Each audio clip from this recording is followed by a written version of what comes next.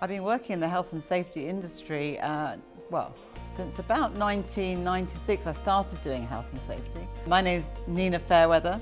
I've got my own consultancy business, a health and safety consultancy business called Fairweather Safety Consulting, and I'm based in Dundee in Scotland.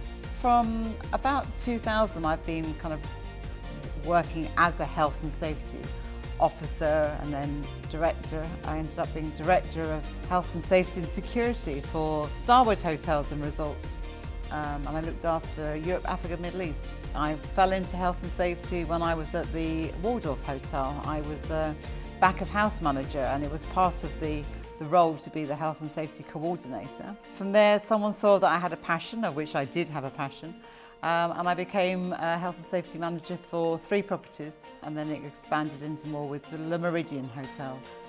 I love the difference. Every day there's something different. I enjoy helping people, supporting people. I actually also enjoy crisis. I don't particularly enjoy this crisis that we're going through, but I do enjoy the fact that you have to logically think through things. I've particularly enjoyed working in hotels because of the fact that it's like a city. There's so many aspects of it. There's so many different departments that all work together to help one another to get the common goal, which is to serve guests and to be hospitable. Training is about behaviour. It's not about having somebody and telling them what to do.